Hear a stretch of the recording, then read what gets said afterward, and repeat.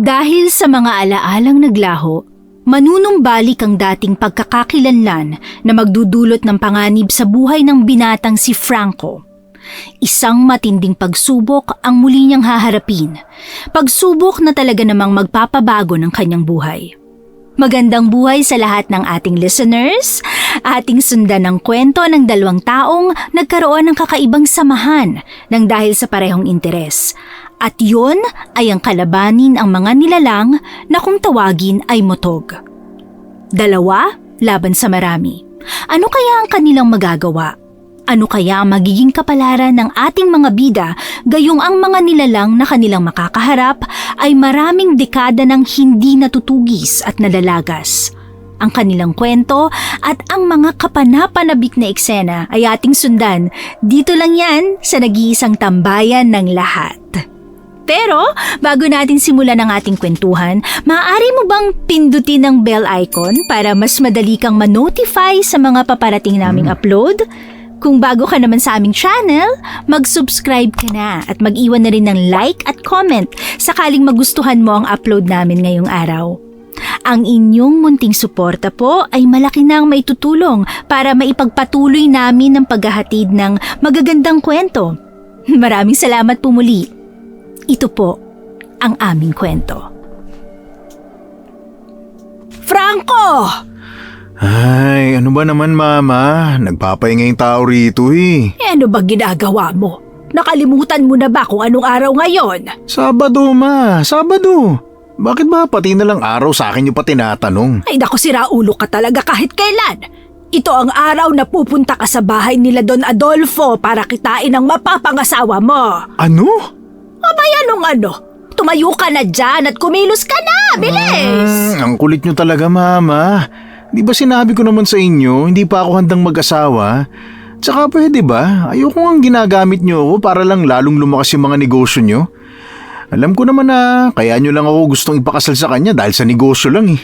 Hindi lang ito tungkol sa negosyo, anak. Tungkol na rin ito sa kinabukasan mo.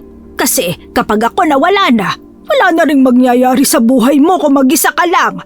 Tingnan mo nga, hindi nga kita maaasahan dito sa mga negosyo natin eh. Kahit nga pag-aasikaso sa sarili mo, hindi mo magawa. Eh paano na lang kapag wala na ako? Paano ka na mabubuhay? Kailangan mong magpakasal kay Paloma kahit na anong magyari. Ay, ayoko ma. Eh ano bang kailangan kong ibigay o gawin para lang sumunod ka, ha? Gusto ko ng bagong kotse. Bagong ano? Bagong kotse, yung kagaya ng sasakyan ng anak ni Mayor. Ay nako, kapag babinilhan kita ng ganon, papayag ka na, ha? Depende kung ngayon mo ako bibilhan. Ay nako, sige, magbihis ka na. Huh? Mamaya kapag bumalik ka, may sasakyan ka na rito. Uy, gusto kong bilhin mo muna ako ng kotse bago ako umalis ma. Aba, anong akala mo sa akin? Makakapag-provide agad ng perang kailangan mo. Ay nako, kailangan ko pa itong i-process. Mamayang gabi, nandito na ang sasakyan. Eh sa ngayon, pumunta ka muna sa bahay nila Don Adolfo, ha? Sabi mo yan ma, walang lokohan ha, promise? Ay oo nga, promise. Mamatay ka man? Abay oo, mamatay man ako. Uy, yung bait-bait talaga ng mama ko. Sige na nga ma, sige na. Magbibihis na ako. Pahandaan na lang din ang sasakyan na maghatid sa akin ha. Sige. Parang batang pasipul-sipul pa ang binatang si Franco nang bumangon siya. Napapailing na lamang ang kanyang ina dahil sa pagiging spoiled brat niya. Nag-iisang anak lamang si Franco, kaya naman lahat ng naisin nito ay nakukuha nito at kahit kailan hindi nito naranasang magbanat ng buto dahil na rin sa dami ng kanilang pera. Ang tanging alam lang ng binata ay humingi ng pera, bumili ng kung ano-ano at kumain at matulog. Literal na ito ay palamunin ng isang ina. Ang matandang si Manuela naman, walang problema sa kanya na pinalaki siya ng ganon. Dahil sa isip-isip ng matanda, ang pera ay kinikita. Pero ang mga ngiti ni Franco ay hindi basta-basta nadadampot lang sa kung saan. Mga ilang sandali lang, tapos na ring maghanda ang binata.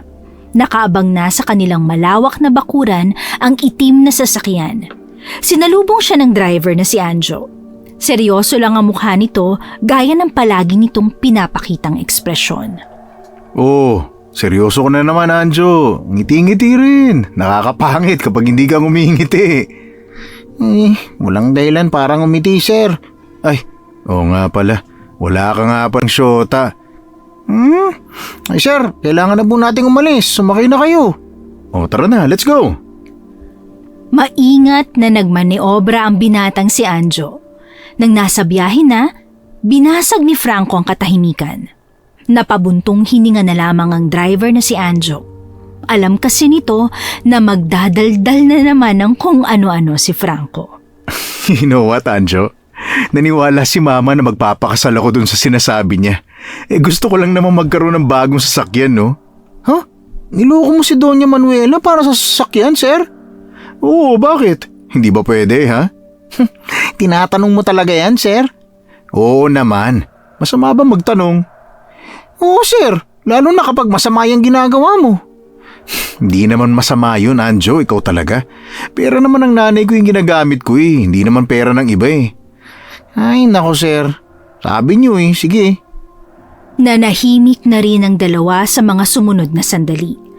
Makalipas lang ang ilang minuto, nakarating na rin sila sa mansyon ni Don Adolfo.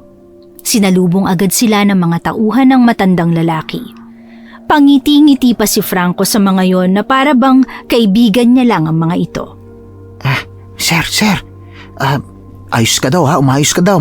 Medyo formal ka daw. Siyo nang bili ni Doña Manuela. Ay naku, Anjo.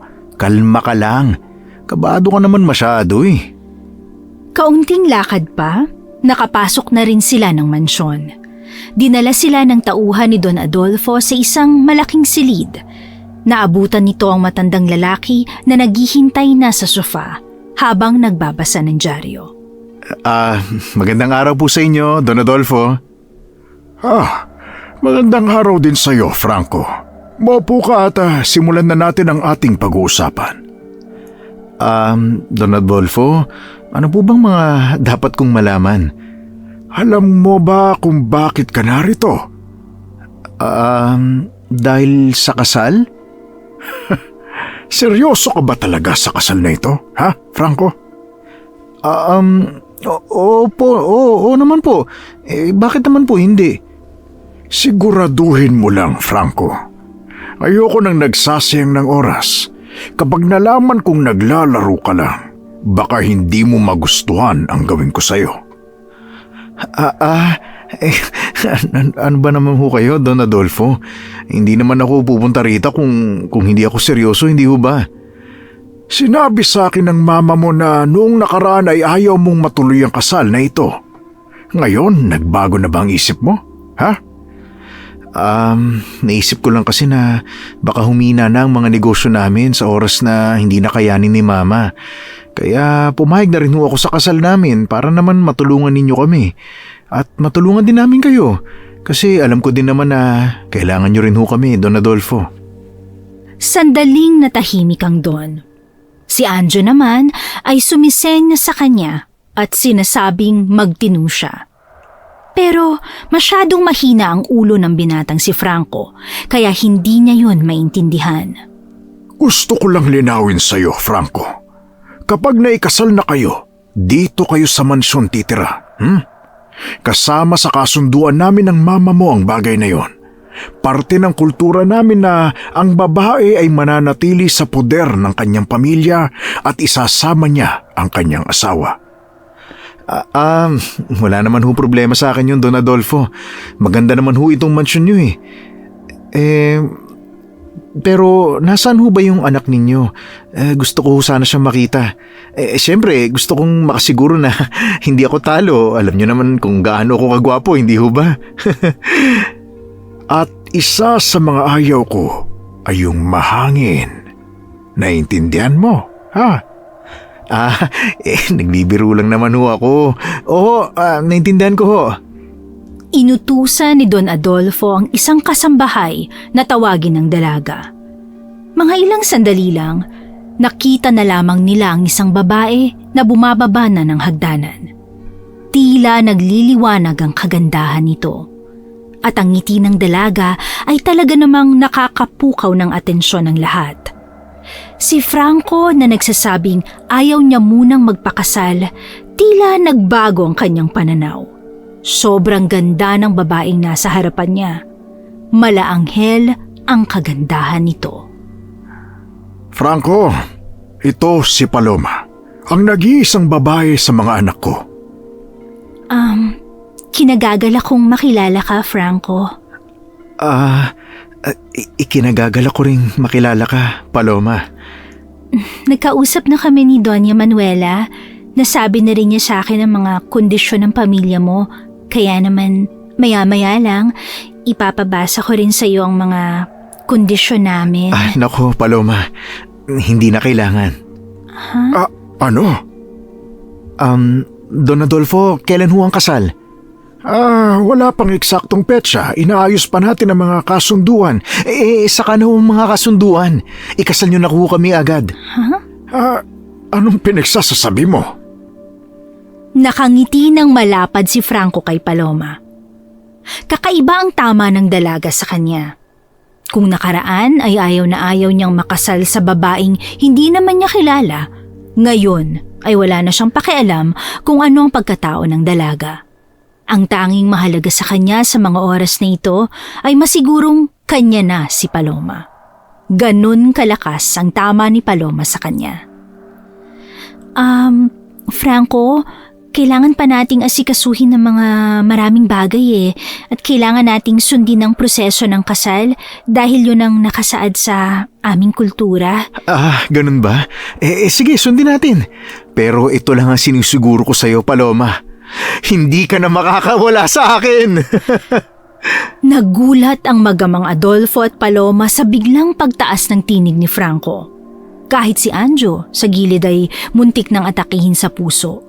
Nung mga oras na yon, hindi rin maintindihan ni Franco ang kanyang nararamdaman. Hindi niya inakala na totoo pala talaga ang tinatawag na love at first sight. Matapos ang pag-uusap na yon, hindi pa rin nawawala ang malapad na ngiti ni Franco. Kung hindi pa ito tatapikin ng kanyang driver, hindi pa ito matatauhan. Sir Franco, kanina pa kita kinakausap, sir. Hindi ka ho naman sumasagot. Ano ho bang nangyari sa inyo? Ay, Anjo, naniniwala ka ba sa isang sulyap, mahalagad? Love at first sight ba yan, sir? Oo, ganun na nga. Akala ko ba ayaw nyo magpakasal, sir? Ay, nako, Anjo, akala ko nga rin eh. Ay, nako, malala ka na, sir. Anjo, alam mo, tingin ko si Paloma na talaga ang para sa akin. At tingin ko, wala nang makakapigil sa aming dalawa. Ay, nako, matutuwa sa'yo si Doña Manuela niyan, sir. Nang makapagpaalam na, agad na rin silang bumiyahe paalis. Madilim na sa paligid. Ang dapat ay 1 oras lang kasing pananatili sa mansyon ni Don Adolfo. Lumagpas ng 5 oras, nalibang siya sa pakikipag-usap sa dalaga. Ang babaeng si Paloma din naman ay natutuwa rin sa kanya. Sa isip-isip ni Franco, wala nang magiging problema sa kasal. Magiging madali na ang lahat dahil pare-pareho naman silang gustong matuloy yun. Habang nasa biyahe sila, nakangiti pa rin si Franco. Pero nawala ang ngiti niyang yon nang biglang pumreno ang binatang si Anjo. Muntikan pa siyang mauntog sa lakas ng pagkakapreno. Uy, Anjo, ano bang ginagawa mo? Ay, sir, meron yata akong nasagasaan, sir. Ha? Ano? May bigla ako kasing tumawid, sir eh. Dahil sa pagkabahala na may napatay silang tao, ay agad silang lumabas ng kanilang sasakyan. Pero nang tingnan nila sa harapan, wala naman silang nakitang tao roon. Kahit bakas man lang na meron siyang nabundol ay wala naman silang nakita. Napapakamot ang lalaking si Anjo. Sigurado kasi talaga siya na may tumawid at may nabangga sila. Oh, saan? Wala naman ah. Sir, meron talaga akong nakita kanina, sir eh.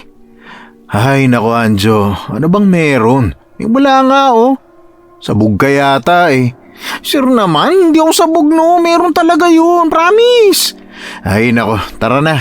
Kailangan na natin makauwi kagad. Kailangan malaman kagad ni Mama ang good news na meron ako, no? Tara, bilis. Bumalik na lamang sila sa loob ng sasakyan. Muling pinaandar ni Anjo ito. Pero wala pang 10 minutong nasa biyahe, tila naramdaman nilang dalawa na may mabigat sa bubungan ng sasakyan. Uy, nararamdaman mo ba? Parang may tao sa taas ah. Kaya nga sir ano kaya yun? Bakit ako tinatanong mo? Ihinto mo, tignan mo sa labas. Ay naku Anjo, pambihira ka. Muli nilang tinigil ang sasakyan sa gilid ng kalsada. Paglabas ni Anjo, nagulat na lamang ito nang makitang merong baboy ramo sa bubungan ng sasakyan nila. Nanlaki ang mata ng binata. Nagtaka naman si Franco kung ano ang nakikita ng driver niya, kaya lumabas na rin siya. Oh, bakit? Ha? Bakit may baboy ramo dyan? Paano yan napunta dyan? Sir, ang totoo hindi ko rin alam. Pero meron akong ideya. Ano? Sabihin mo. Sir, mukhang kailangan na natin bumalik sa loob. Bakit ba? Sir, ano nga? Sir, aswang yan, sir! Naunang pumasok sa loob ng sasakyan ng lalaking si Anjo. Sa takot ay sumunod na lang din si Franco. Pinaharurot ni Anjo ang sasakyan. Doon ay nakita nilang nalaglag ang baboy ramo. Pagtingin ni Franco sa likuran, meron siyang nakitang isang lalaking nakatayo sa kalsada at ang baboy ramo, hindi na rin niya nakita. Bigla na lamang sumakit ang ulo ni Franco sa hindi niya malamang dahilan. Sobrang sakit. Parang tumitibok ang utak niya. Nakakaramdam din siya ng pagkahilo. Pero makalipas lang ang halos kalahating minuto, nawala na rin ang sakit na nararamdaman niya. Natulala siya. Hindi niya alam kung ano nangyayari sa kanya. Hindi nagtagal ay nakauwi na rin sila sa mansyon. Pagpasok pa lang, binalita agad ni Franco ang tungkol sa kasal sa kanyang ina na si Doña Manuela. Wala ring paglagyan ng kaligayahan ng matandang babae nang malaman niya na maging ang anak niya ay pumayag na rin. Ma, hindi mo naman kasi kagad sinabi sa akin na malaanghel pala sa ganda yung anak ni Mang Adolfo. Eh di sana nung nakaraan pa ako nagpakita sa kanya. Ay, siya nga pala ma, bukas magkikita kami ni Paloma. Niyaya ko kasi siyang mag-camping para may bonding naman kaming dalawa. Ay dako anak, hindi ko alam na ganyan pala ang epekto niya sa'yo. Ay, pero huwag ka mag-alala. Mas pabibilisin pa natin ang kasal ninyo. Talaga ma? Naku, mabuti naman kung ganun. The best ka talaga mama ko. Masayang pumasok ng silid ang binatang si Franco. Napapangiti na lamang siya habang nakatingin sa kisame. Pero maya-maya lamang, bigla na lang niyang naalala ang baboy ramo na nakita nila sa taas ng sasakyan. Sa isip-isip niya, aswang talaga yun. Kumpirmado siya lalo na nang makita niyang nawala ang baboy ramo at napalitan ng lalaki. Hindi alam ni Franco kung bakit sa isang beses pa lang niyang nakakita ng aswang. Hindi man lang siya nagduda kung aswang ba talaga yun o hindi. Para bang kusa na lang siyang naniwala na ang mga aswang ay hindi lang basta kwento-kwento o haka-haka. Sa kakaisip niya sa aswang, bigla na lamang sumakit ang kanyang ulo. Nahihilo na naman siya. Hindi na rin niya namalaya na unti-unti na rin pala siyang nakatulog. Nagising na lamang siya, maliwanag na. Pagtingin niya sa pintuan, naroon na ang kanyang ina. Ay, Franco, ano naman ba yung pinagpuyatan mo at hapon ka na nang nagising? Ano ka ba? Hapon na Ha? Hapon na? Oo, kanina ka pa pinupuntahan ng kasamahin natin pero ayaw mong bumangon. Ano ka ba? Ang aga ko nga akong natulog kagabi mo Bakit hapon na ako nagising? Abay, ewan ko sa'yo. Umayos ka na. May lakad kayo ni Paloma, di ba? Mamayang alas 5. Ay, naku, oo nga pala. Nagmamadaling bumangon ang binatang si Franco. Kumain siya agad. Pagkatapos ay naligo na rin. Mabuti na lang talaga at ginising siya ng kanyang ina. Kung hindi, baka tuloy-tuloy pa ang tulog niya. Makalipas ang ilang oras, umalis na siya ng bahay. Kalaunan, itinigil na rin ni Anjo ang sasakyan sa gilid ng isang gubat. Nagtataka naman ang driver ni Franco kung bakit sila nandun. Sir, anong gagawin niyo rito? Ay nako, Anjo, ito kasi yung napag-usapan namin ni Paloma. Dito kami magka-camping. I mean, dyan sa loob ng gubat na yan. Meron daw dyang magandang pwesto eh. Sir, hindi ba kayo natatakot, ha? Natatakot saan? Kagabi lang nakainkwentro na natin yung aswang eh. Ngayon papasok ka sa liblib na lugar kasama si Ma'am Paloma. Ay nako, saka na nga natin pag-usapan yung aswang-aswang na yan. Ang iniisip ko ngayon si Paloma. Siya lang ang mahalaga sa akin ngayon, Anjo. Ay nako sir, tigas talaga ng ulo. Sige na nga, sabi mo eh. Hindi nagtagal, may dumating na rin na isang sasakyan. Bumaba mula roon ang babaeng si Paloma. Nakangiti ito agad sa kanya. Agad naman niya itong nilapitan para maalalayan. Anjo, balikan mo na lang kami rito ha kapag tinawagan na kita. Tumango ang kanyang driver. Maya-maya ay agad na ring umalis ang dalawang sasakyan. Sinimulan nilang pasukin ng kagubatan. Kahit kumakagat na ang dilim, ay wala lang ito kay Franco. Masyado siyang nakatuon sa kagandahan ng dalaga. Ang mahinahon at mahinhing boses ni Paloma ay parang lalong nagpapakalma sa kanya. Matanong ko lang Paloma, bakit sa ganitong lugar mo gustong mag-date? Ayaw mo ba sa mga magagandang restaurant? Kaya naman natin, di ba? Ayoko sa mga ganun eh. Mas nag-e-enjoy ako pag nasa nature tayo. Sa bagay. Maganda rin naman dito. Para naman maiba eh, no? Matanong ko lang din, bakit sumama ka sa akin sa ganitong lugar? Kasi kung gusto mo, kung ano man yung gusto mo, gusto ko na rin. Babola ka rin talaga, no? Ay, hindi ka pa rin nagbabago. Ha? Teka, bakit? Nakilala mo na ba ako dati? Hindi. Pero ang sabi lang sa akin ng mga kaibigan kong nakakakilala sa'yo, mabola ka talaga. Ibig sabihin noon pa, alam mo na kung sino ako? Uy, ikaw crush mo ako, no? Ano pa nga ba?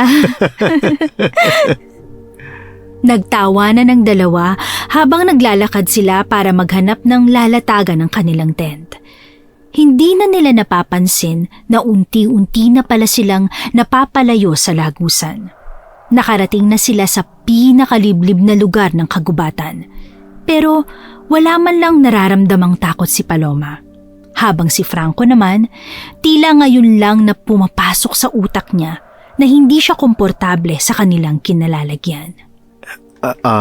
Paloma, sigurado ka ba talaga na dito tayo? Parang sobrang liblib na nito eh. Bakit Franco? Natatakot ka ba? Natatakot saan? Hindi ko alam. Ano bang kinatatakutan mo? Wala, ako takot. Wala akong kinatatakutan, no? Yun naman pala eh. Tara, ilatag na natin tong tent natin para makapagsimula na rin tayo ng camping natin. Pinagtulungan nilang ayusin ang mga dapat ayusin. Maya-maya lang, nakahanda na rin ang lahat. Ang kailangan na lamang nilang gawin ay makapagsindi ng mga kahoy para magkaroon sila ng pampainit. May kalamigan din kasi ang klima ng mga sandaling yon. Kaya naman, magkasama silang naghanap ng mga tuyong kahoy sa paligid dahil kailangan nilang magsiga. Habang naghahanap sila, tila nakarinig ng mga kaluskos ang binatang si Franco. Pero hindi niya yun pinahalata sa babae. Ayaw niya kasing isipin ng dalaga na matatakutin siyang tao. Kaya kahit nagtitindigan na ang mga balahibo niya, nagpapanggap pa rin siyang matapang. Franco? Bakit? May problema ba? Problema? Wala naman. Bakit? Ikaw, may problema ka ba? Wala naman. Masaya nga ako ngayon kasi matagal na kitang crush. Ay nako, ikaw naman kasi. Kung noon mo pa sinabi, di sana na ikasal na tayo. Mga bata pa tayo nun Oo nga naman. Pabalik na sana sila nang biglang marinig na naman ni Franco ang kaluskos. At sa pagkakataong ito, tila hindi na talaga niya kayang magpanggap. Palakas na kasi ng palakas ang kaluskos. At sa isip-isip niya, baka bukod sa kanila, ay meron pang taong nandoon. Paloma, hindi mo ba naririnig yun? Ang ano? May kaluskos akong naririnig eh. Naririnig mo rin pala? Ha? Ibig sabihin kanina mo pa naririnig? Hindi mo na sinasabi? Oo. Ayoko kasing matakot ka eh. Hindi naman kasi ako matatakutin. Maglakad ka lang ng normal. Huwag mong pansinin yun. Teka, ano ba kasi yung naririnig natin? May ideya ka ba? Sa ganitong lugar, marami ka talagang maririnig na kaluskos. Pwedeng galing lang sa mga pangkaraniwang hayop. Pwede rin namang galing sa mga nilalang na hindi mo rin paniniwalaan. Anong nilalang? Franco, naniniwala ka ba sa aswang? Ha? Oh, teka, bakit parang takot ka? Huy, hindi ah. Alam mo ba kung bakit gusto ko ditong mag-camping? Bakit? Kasi merong aswang dito. Ano? Alam mong may aswang dito pero dito mo pa rin gusto? Gusto ko kasing malaman kung talagang kaya mo akong protektahan. Gusto ko kasi sa mga lalaki yung matatapang, yung kayang labanan ng mga aswang. Ang ibig mong sabihin, sinusubukan mo lang talaga ako? Oo naman, Franco. Hindi ba pwede?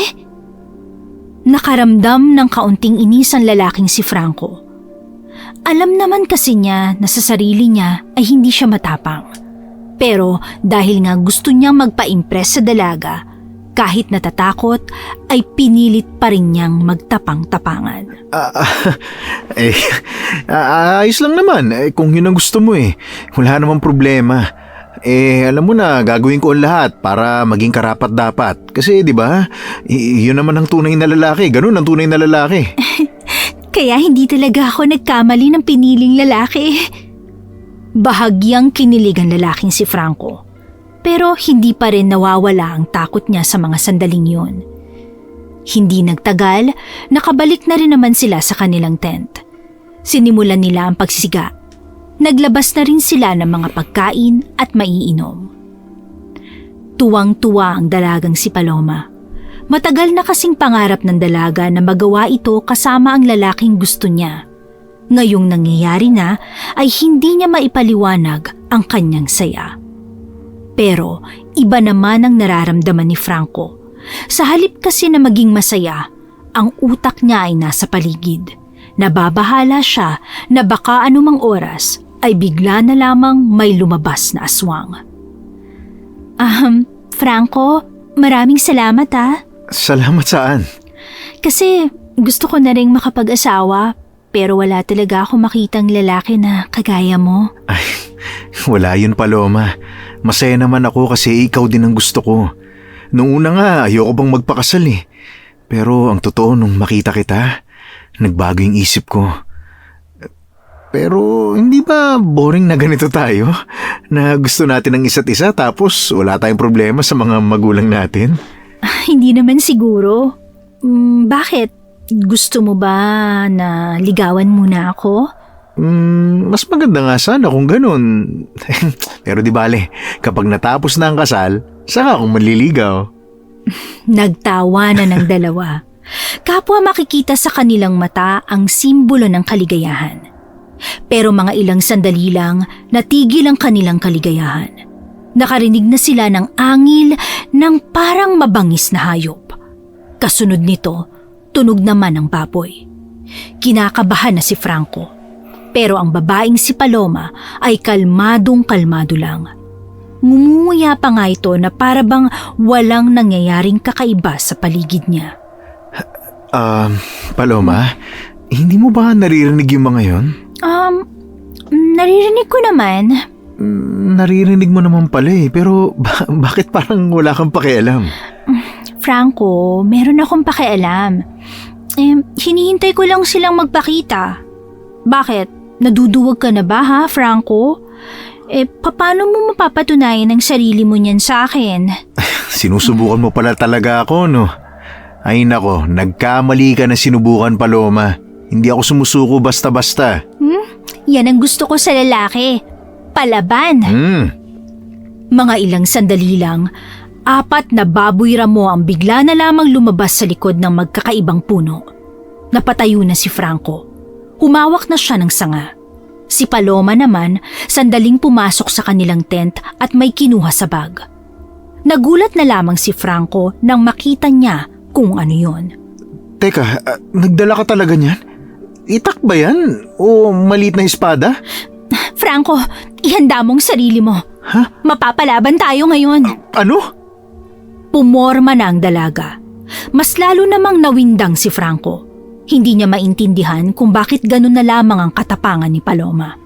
Na para bang sanay na ito sa mga ganong uri ng sitwasyon. Teka, Paloma, sabihin mo nga sa akin, ano ka ba talaga? Ano ako? Maganda! Hindi nagtagal, isa sa mga baboy ramo ang unang umatake sa kanila. Mabilis ito, kaya muntika ng mahagip ng kagat ang binata. Mabuti na lang ay kaagad na nahila ni Paloma si Franco.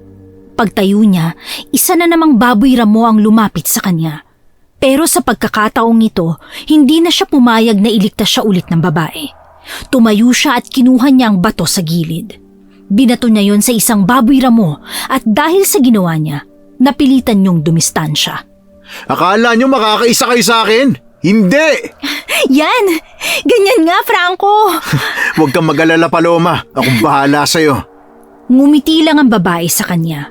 Maya-maya pa, nakita mismo ng dalawang mata ni Franco ang pagbabagong anyo ng mga baboy ramo. Bigla yung nagkatawang tao. Pero ang ulo ay pang baboy ramo pa rin.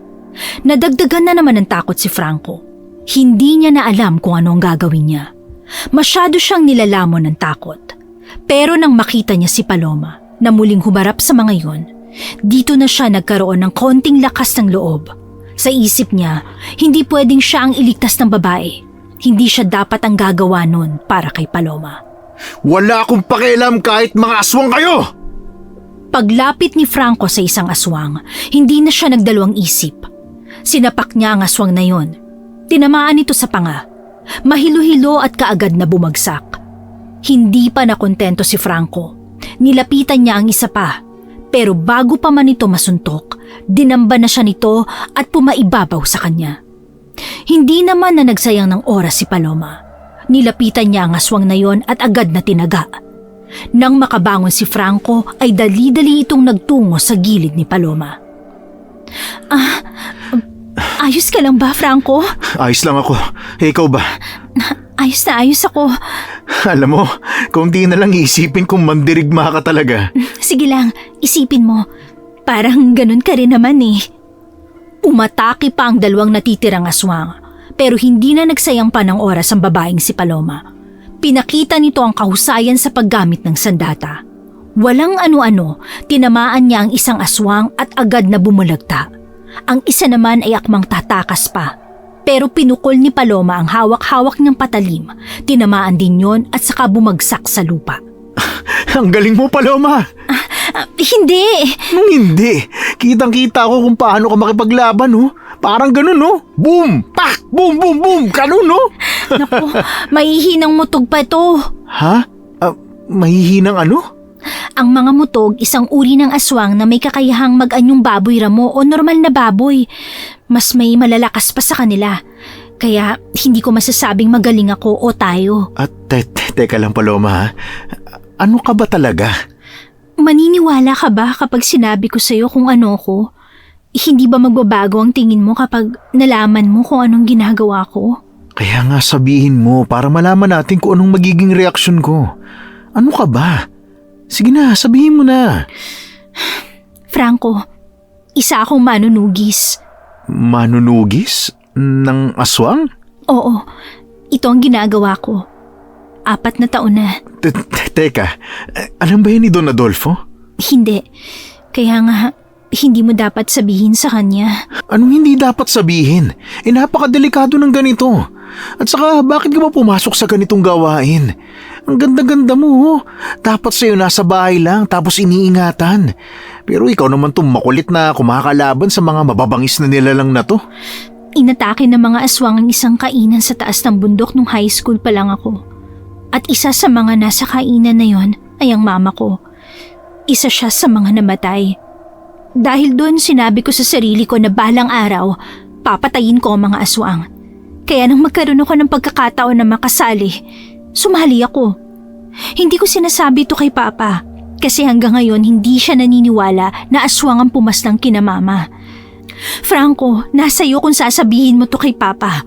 Pero kahit nasabihin mo, hindi pa rin naman magbabago ang desisyon ko. Itutuloy ko to. Itutuloy mo pa rin yan kahit ikakasal na tayo? Franco, gusto kita. Matagal na. Ayoko lang lumapit sa iyo nung high school kasi nahihiya ako.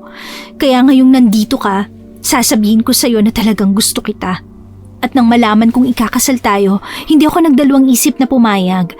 Pero nag-aalala ako na baka kapag nalaman mo to balang araw, magsisi ka. Kaya naman sinabi ko na agad sa iyo. Gusto kong makilala mo ako ng husto. Nasa sayo kung ano magiging sagot mo. Paloma, hindi kasi kita maintindihan eh. Pwede namang maging payapa ang buhay mo eh. Bakit pinili mo yung ganito? Hindi magiging payapa ang buhay ko hanggat hindi ko nabibigyan ng hustisya ang kamatayan ni Mama. Kung ayaw mo nang ituloy ang kasal dahil sa pagiging manunugis ko, ayos lang. Ito bang dahilan kaya mo ko dinala rito? Para ipakita sa akin kung ano ka ba talaga? Dahil ayokong may tinatago sa lalaking mapapangasawa ko, Franco. Napabuntong hininga na lamang ang lalaking si Franco. Hindi niya alam kung anong sasabihin niya. Masyado pa siyang nabibigla sa mga nangyayari. Ang babaeng inakala niyang mahinhin lang, mas lalaki pa sa kanya kung makipaglaban sa mga aswang. Ang maigi pa, umuwi na muna tayo. Ang akala ko naman kasi date talaga to o camping. Pero dinala mo lang pala ako rito para lang ipakita sa akin kung sino ka at kung ano yung mga nilalang na yan. Sige, mas mabuti pa nga, umuwi na lang tayo. Agad na rin silang nagligpit. Nasira na ang mood ni Franco noong mga sandaling yon. Nang makarating na sila sa bungad ng gubat, tatawagan na sana ni Franco ang kanyang driver nang bigla na namang sumakit ang kanyang ulo. Nakakaramdam na naman siya ng pagkahilo. Pero sa mga puntong ito, tila meron siyang nakikita sa utak niya. Napapikit siya. May mga imaheng lumalabas sa utak niya na hindi niya sigurado kung ano. May mga sumisigaw, may mga angil na malalakas. Sa kakaisip niya ng mga bagay na yon, hindi na niya namalaya na dumudugo na ang kanyang ilong. At ilang sandali lang, nawala na siya ng malay. Nagising na lang siya na nasa loob na siya ng van. Tinapik-tapik ni Anjo ang mukha niya habang si Paloma naman ay naroon din. Sir, naririnig niyo ba ako? Franco, nakikilala mo ba kami?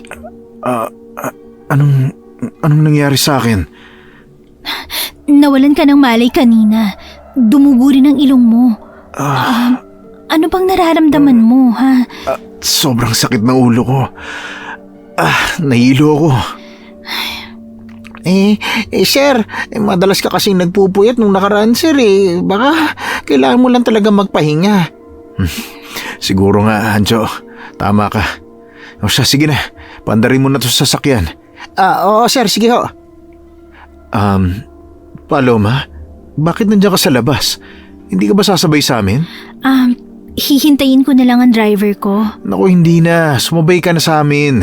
Kapag may nangyaring masama sa'yo dyan, malalagot ako kay Don Adolfo. Ihatid ka na namin sa inyo. Hindi na kumontra pa ang babaeng si Paloma. Sumakay na rin siya. Inihatid nila ang dalaga sa mansyon nito. Noong mga sandaling yon, hindi pa rin makarecover si Franco sa mga nangyari. Nawiwindang pa rin siya dahil sa mga nalaman niya. Pero kahit na ganon, wala namang nagbago sa pagtingin niya kay Paloma. Nababahala lang siya na kung itutuloy ni Paloma ang ganong gawain kahit kasal na sila, baka kahit kailan ay hindi na magkaroon ng kapayapaan ang pagsasama nila. Lalo pat pakiramdam niya, hindi lang ang mga aswang na yon ang nananatili sa kanilang probinsya. Makalipas pa ang ilang araw, mas naging abala ang dalawang pamilya. Marami nang inaasikaso dahil sa mga bagay-bagay tungkol sa kasal. Samantala, si Franco naman ay hindi man lang lumalayo ng kanilang hasyenda. Nag-iwan din kasi ng lamat ang mga nangyari. para bang nagkaroon na siya ng trauma dahil sa mga aswang. Ma, may itatanong pala ako sa inyo. Magkaharap sila ng kanyang nanay sa hapagkainan ng tanghaling yon. Kalmado at maaliwalas ang mukha ng nanay niya nang tingnan siya nito. Kitang-kita ni Franco na si Doña Manuela ay maayos, kaya sasamantalahin niyang magtanong ng mga bagay na alam niyang malabong sagutin ng nanay niya. Pero sinubukan pa rin niya. Ay, Franco, kung itatanong mo yung tungkol sa kasal, huwag kang mag-alala. Pinapaasikaso ko na sa mga tao natin yon. At mamaya, babalik si Anjo dito at magbibigay siya sa atin ng update, ha? Ma, hindi naman tungkol doon ang itatanong ko eh. Tungkol naman saan yung itatanong mo, ha? Kasi po, naglinis ako kahapon sa bodega. Meron ako nakitang baul doon. Malaking baul. Kasya yata ang isang tao ron eh. Sinira ko yung kandado kasi sobrang kalawang na. Tapos nakita ko ang daming itak sa baul na yon. Kanino yung mga itak na yon? Wala naman tayong mga trabahador na magsasaka na gagamit nun, di ba?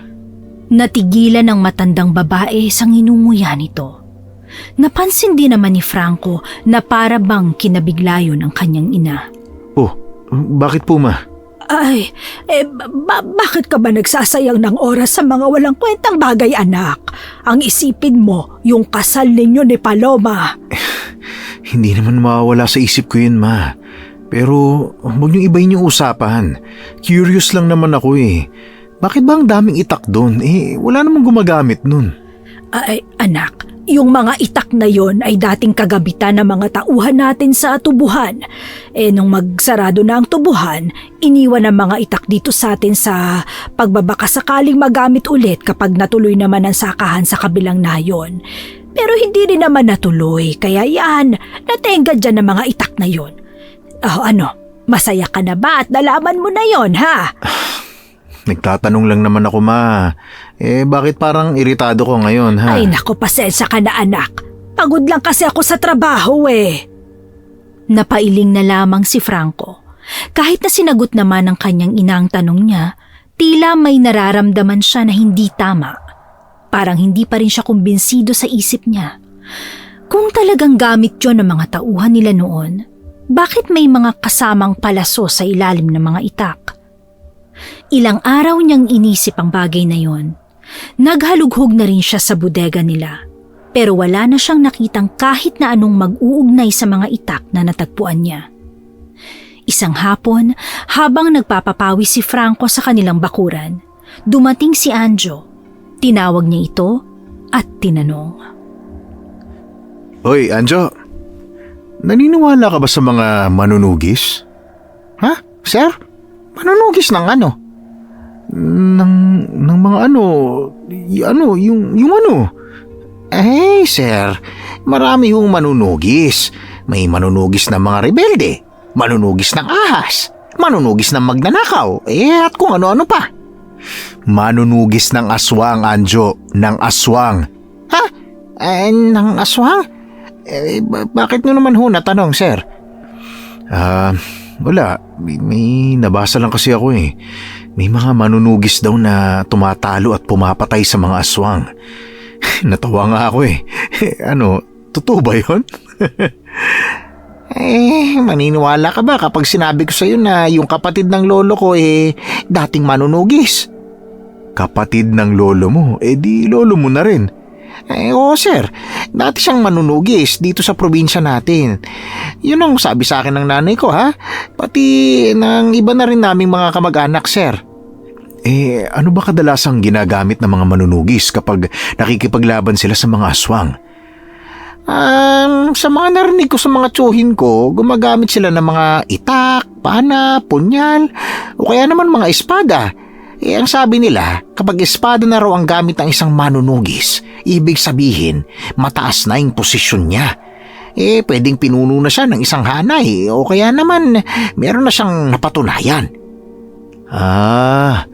Ayos din pala no? Parang kagaya sa mga pelikula. Teka lang sir, bakit niyo ba naitanong? Interesado ba kayo maging manunugis, ha? Ha? Ako? Hindi wala akong oras sa mga ganyan. Natanong ko lang kasi may nabasa ako, ganun lang. Akala ko kasi sir gusto nyo maging manunugis eh. Kasi hanggang ngayon, balita ko lang naman meron pa rin namang mga samahan na ganun. Pero ang pagkakaiba lang sa manunugis noon sa mga manunugis ngayon, yung ngayon, hindi mo malalaman na manunugis sila. Masyado silang pribado gumalaw. Parang mga hitman ba? Pero mga aswang din ang mga pinapaslang nila. Muling naalala ni Franco kung paanong makipaglaban ang babaeng si Paloma. Doon na niya mas naunawaan na kakaiba talaga ang dalaga. Nakaramdam siya ng paghanga, pero hindi pa rin talaga nawawala ang kanyang pag-aalala. Sir, ang sabi ko, magbihis na po kayo ngayon. Saan naman ako pupunta? Meron ho tayong pupuntahang baryo. Maghatid tayo ng donasyon sa mga nasalanta ng bagyo nitong nakaraang buwan. Kailangan ba talagang kasama ako ron? Nandun din ang staff nila Don Adolfo. At sa pagkakaalam ko, nandun si Ma'am Paloma. Kailangan tayo doon kasi si Doña Manuela ang nag-initiate ng donation drive para sa mga biktima ng bagyo. Natamad ako Pero sige na nga, nandun si Paloma Pupunta na rin ako. Ilang araw na rin kasi kaming hindi nagkakausap Agad na ring naghanda ang binata. Mga ilang segundo lang ay umalis na rin sila kasama ang ibang tauhan sa mansyon. May 2 truck silang dinala na karga ang mga bagay na ibibigay nila sa mga nasalanta ng bagyo. Hindi nagtagal ay nakarating na rin naman sila sa baryo. Sa bungad pa lamang, nakita na niya si Paloma. Nauna na pala ang mga yun doon. Nilapitan siya agad nito pagkababa pa lang niya ng sasakyan. Franco, pwede ba tayong mag-usap sandali? Oo naman, tungkol saan? Hinila siya ng dalaga palayo sa mga tao. Nang masigurong walang makakarinig ng kanilang sasabihin, dito na nagsimula si Paloma. Franco, umuwi na kayo. Kami nang bahalang magpamigay ng mga dala nyo. Sige na. Ha? Ang dami nun Konti lang kayo, 6 lang kayo 2 truck ang dala namin. Teka, Paloma, bakit ba? Ano na naman bang meron? Franco, nakatanggap kami ng tip na sa baryong ito may isang pamilya ng aswang na naninirahan. Pero hindi pa namin sigurado kung sino sila.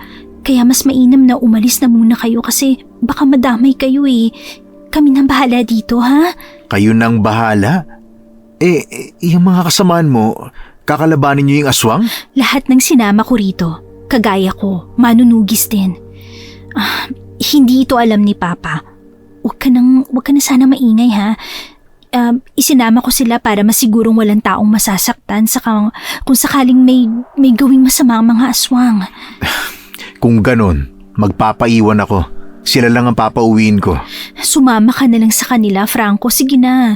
Baka mamaya manakit na naman yung ulo mo Hindi pwedeng wala ako rito, Paloma. Alam ng kapitan na dito na si Mama ang nagpasimuno ng donation drive na to. Kahit si Mama magtataka kung bakit uuwi ako ng maaga habang nagaganap ang program dito, no? O sige, magpaiwan ka. Pero ipangako mo sa akin na wala kang gagawin na ikapapahamak mo, ha? Ano bang plano ninyo? Magmamasid muna kami sa paligid. Kapag nagsimula na ang pamimigay, susuriin namin isa-isa ang mga taong pipila. Kapag nalaman na namin kung sino-sino ang aswang, hihintayin naming sumapit ang gabi. At doon kami aatake. Paloma, bakit ba kasi gabi pa? Hindi ba pwedeng mamaya na para maliwanag? Hindi.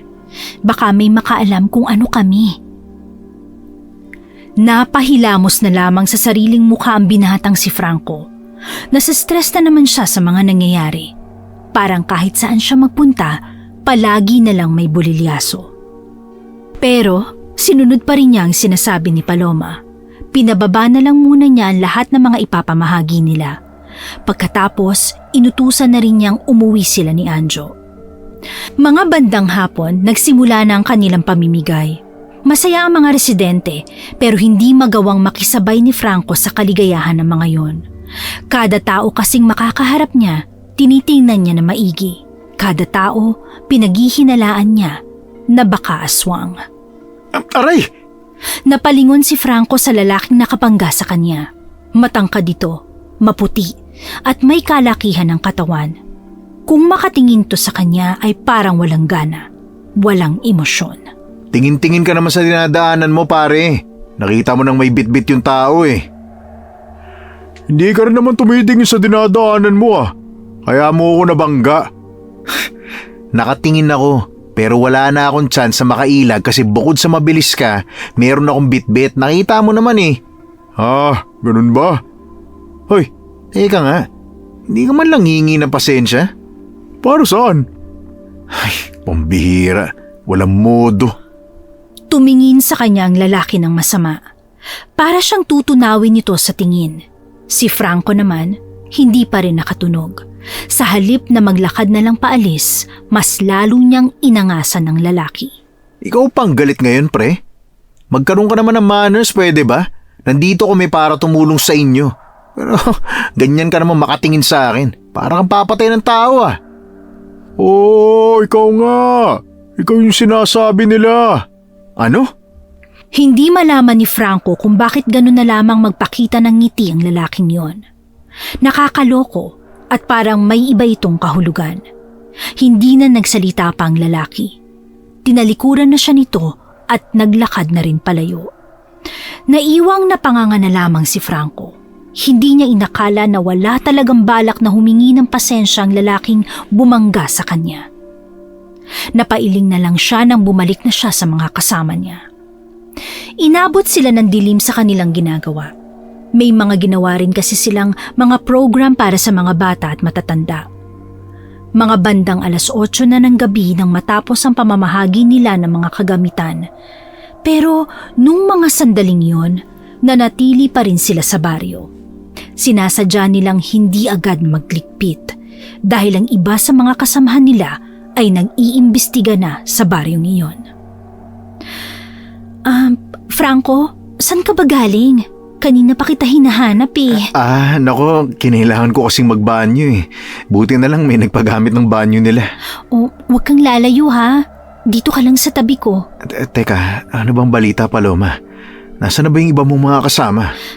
Nag-iikot. Kanina kasi wala kaming aswang na nakitang nakapila. Ang hinala namin, baka hindi talaga sila pumila para hindi sila mahalata. Sigurado ba talaga kayong merong aswang dito? Baka naman mali yung impormasyong natanggap ninyo. Bakit ba parang kanina mo pa gustong umuwi? Di ba ikaw naman tong may gustong manatili dito? Natatakot ka ba, ha? Anong natatakot? Hindi Kahit lumabas pa yung mga aswang dyan, no? Napangisi na lamang si Franco. Pero ang totoo, kinakabahan na siya. Kahit nakasama naman niya ay puro manunugis, nababahala pa rin siya para sa kaligtasan ng dalaga. Mga ilang sandali lang, bumalik ang isa sa mga kasama nila. Sa wakas, nakakuha na rin ito ng impormasyon tungkol sa mga aswang. Ayon dito, nalaman din nila kung saang bahay na mamalagi ang pamilya ng mga aswang na nasa baryong yon.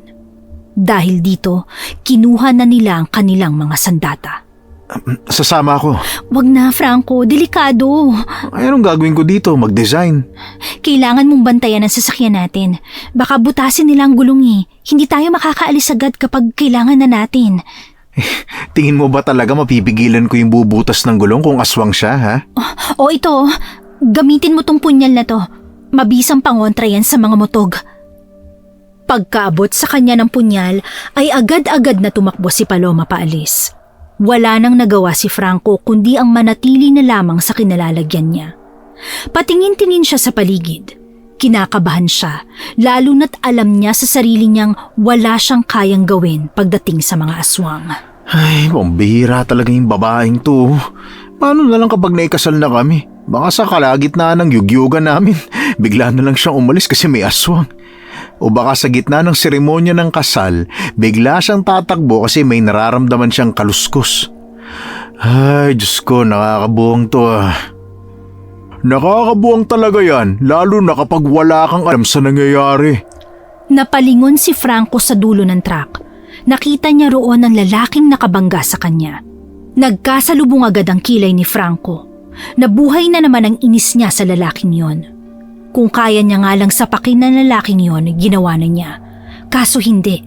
Matangkad ang lalaki at may kalakihan din ang katawan. Anong kailangan mo ha? Magsosorry ka na ba? Nakakaawa ka.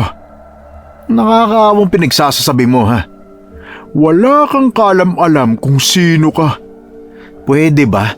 Kung wala kang sasabing matino, umalis ka na lang. Sige na, alis na! Franco, gusto mo bang marinig mula sa akin ang katotohanan? Teka, bakit mo ako kilala ha? Stalker ka ba? Bakit kita kilala? Kasi matagal ka nang hinahanap ng mga aswang. Dito ka lang pala matatagpuan. At kahit 10 taon nang nakakalipas, ganun pa rin ang mukha mo. Ha?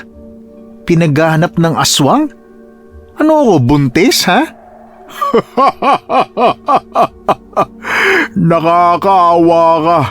Mamamatay ka na lang nang hindi mo nalalaman kung sino ka talaga. Teka nga pre, ano ba kasing pinagsasasabi mo ha? Dami mong alam ha, chismoso ka siguro no? Hoy Franco, maniniwala ka ba kapag sinabi kong malaki ang kasalanan mo sa aming mga aswang? Ako? May malaking kasalanan sa inyo ha? Hindi ko nga kayo kilala eh. Buong akala namin ay namatay ka na, pero buhay ka pa pala. At ngayon, kahit isa ay wala kang maalala. Franco, inubos mo ang angkan namin 10 taon nang nakakalipas. Kaunti na lang ang pinalad na mabuhay at isa na ako ron. Ikaw ang tunay na kalaban ng mga aswang. Ikaw ang dapat patayin. Ikaw din ang naging dahilan kung bakit gumuho ang angkan naming binuo. Pre, pwede ba? Hindi ko alam yung sinasabi mo ha. Hindi ko pa nakakalimutan yung gabing pinatay mo ang nanay ko habang naghihingalo ko sa gilid. Nang marinig ni Franco ang huling sinabi ng lalaki, biglang sumakit ang ulo niya. Napahawak siya sa truck nang makaramdam na rin siya ng pagkahilo. May mga alaalang bumalik. May mga nakikita siyang imahe ng isang senaryo sa utak niya. Nagtutugma yun sa sinasabi ng lalaking nasa harapan niya. Dumugo ang ilong niya at habang umaagos ang maraming dugo, unti-unting bumabalik ang mga alaalang nabura noon. Sa utak niya, nakita niya ang kanyang sarili na nakatayo sa harapan ng mga aswang na nakahandusay habang ang hawak niyang katana ay nakatusok sa dibdib ng isang matandang babae na aswang. Nanlalaki ang mata ni Franco. Nababahala siya sa ideyang na baka nga totoo ang sinasabi ng kausap niya. Na baka siya na ang lumaga sa mga aswang noon dahil bigla itong lumabas sa memorya niya. Pero ang hindi niya maintindihan, bakit wala siyang ibang maalala kundi yun lang? Bakit kahit anong gawin niya, paulit-ulit lang na pumapasok sa isip niya ang mismong gabi na pinagpapapatay niya ang mga aswang? Ano? Naalala mo na ba mga ginawa mo noon, ha? Lahat ng yan, nilihim nila sa'yo. Pinagkait nila sa'yo ang katotohanan para hindi mo malaman na mas halimaw ka pa kaysa sa aming mga aswang. Ngayon, ito na ang pagkakataon ko para ipaghiganti ko ang mga kalahi ko. Para ipaghiganti ko ang nanay ko! Lalong naguluhan ang binatang si Franco sa kanyang mga narinig. Kaya naman, mas lumala ang sakit ng ulo niya at ang kanyang pagkahilo. Agad namang nilabas ng lalaking aswang ang kanyang mahabang kuko. Handang-handa na itong paslangin si Franco na sa mga sandaling yon ay wala pa rin sa wisyo. Hilong-hilo at hindi niya alam ang mga nangyayari. Magpaalam ka na sa mundong to! Akmang kakalmutin na si Franco ng aswang nang biglang dumating si Paloma. Agad itong nagpukol ng palaso pero nakailag naman ang aswang. Nilapitan agad ni Paloma si Franco. Labis itong nag-alala nang makitang marami ng dugo ang nagmumula sa ilong nito. Ikaw bang re-responde sa kanya, ha? Ang galing mo pala, miss, ha? Hindi ko nahalata kanina na manunugis ka pala. Humanda kayong mga aswang kayo. Hindi kami titigil ngayong gabi hanggat hindi kayo nalalagas. Nagkakamali kayo ng kinalaban, miss. Kung inaakala niyong pangkaraniwang motog lang kami, mali kayo ng iniisip. Tuluyan nang nagbago ang anyo ng lalaking aswang. Naging kahawig na ng baboy ang mukha nito. Nabahala ang dalagang si Paloma nang meron pang lumabas na 4 na aswang sa mga gilid. Napapalibutan na silang dalawa ni Franco. Paloma, sino yung mga nakapalibot sa atin? Mga aswang, Franco. Mga aswang ang mga yan. Pero huwag kang mag-alala. Akong bahala. Baka mapahama ka. Aminado ang dalaga na kabado rin siya sa mga oras na yon. Kahit kasi mahusay at mabangis din siya makipaglaban, hindi niya yun magagawa dahil kailangan niya ring protektahan si Franco. Magiging limitado lamang ang mga galaw niya. Pero dumating na ang mga kasama ni Paloma. Nagulat ang mga aswang. Ang akala kasi ng mga nilalang na yon ay naligaw na nila ang mga manunugis. Nagliparan ng mga palaso patungo sa kinaroroonan ng mga nilalang. Hindi na nakailag ang iba. Sinalo ng mga yon ng mga palaso na may mga laso ng talim. Buisit! May araw ka rin sa amin, Franco! Hindi pa kami tapos sa'yo. Magbabayad ka balang araw! Wala nang nagawa ang aswang na si Nonong. Nagmamadali na lamang itong umalis habang ang mga kasama nito ay nakabulagta na habang naghihingalo. Pero isa-isang nilapitan niyo ng mga kasama ni Paloma at saka tinuluyan. Franco, iuwi na muna kita sa inyo. Mga kasama, kayo na ang bahalang maglinis dito, ha? Paloma, sandali lang. Bakit? Bakit, Franco? Nasaan na yung kausap ko kanina? Kailangan ko pang marinig ang iba pa niyang sasabihin. Wala na siya. Tumakas na. Kailangan na nating bumalik sa inyo, Franco. Inalalayan ni Paloma ang binata papasok ng sasakyan. Siya na rin na nagmaneho. Habang nasa biyahe sila, saka lamang nawala ang pagkahilo ni Franco. Pero nararamdaman pa rin niya ang bahagyang pagsakit ng kanyang ulo. Tahimik lang siya habang nasa biyahe sila. Iniisip pa rin niya ang mga sinabi ng aswang, pati na rin ang mga senaryong nagbalik sa alaala niya. Si Paloma naman, nagtataka rin, napapaisip din sa mga narinig mula sa kalaban nila. Hindi nito maintindihan kung bakit mas puntirya ng mga aswang ang lalaking si Franco. Hindi nagtagal, nakauwi na rin sila ng mansyon. Pagkakita pa lamang sa kanila ni Doña Manuela, sobra-sobrang nag-aalala ito kay Franco. Naroon pa rin kasi ang mga bakas ng dugo mula sa ilong nito. Ay, nako! Ano ba nangyari sa iyo, anak? Bakit may dugo yung damit mo, ha?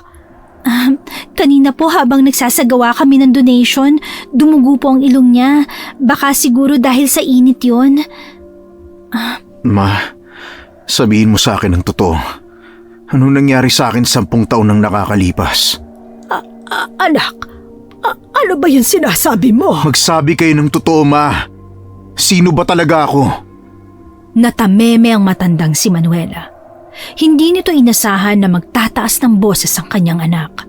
Maging si Paloma sa gilid nito ay hindi rin yon inaasahan. Kitang-kita nila ang galit sa mga mata ng binata. Yung aswang kanina na muntikan ng pumatay sa akin. Sinabi niya sa akin na malaki ang kasalanan ko sa kanila. Na malaki ang atraso ko sa mga aswang. Pinagpapatay ko raw ang mga kasamahan nila. At habang sinasabi nila ang mga yon, bigla akong may naalala. Sobrang sakit sa ulo. Sobrang nakakahilo.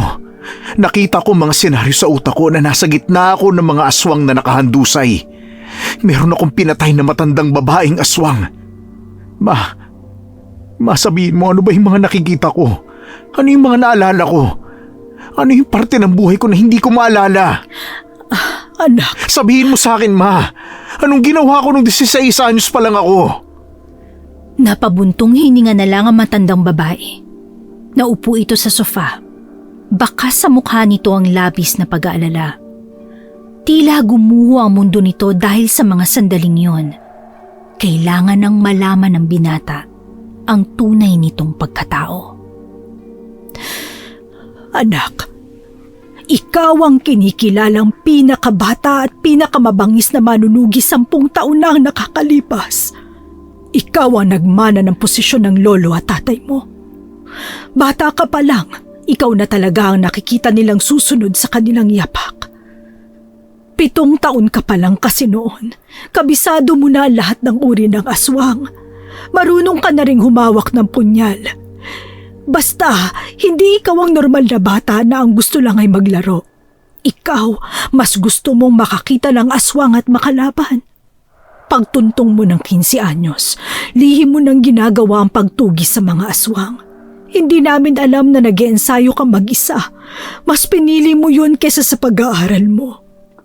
Nang malaman ng papa mo at lolo mo ang ginagawa mo, nagdesisyon silang isama ka na sa samahan.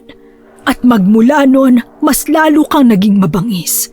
Pero mas lalo kang naging mahusay bilang manunugis nang mamatay na ang lolo mo dahil sa sakit. At ang papa mo naman ay bumaba na sa posisyon. Ikaw na ang pumalit.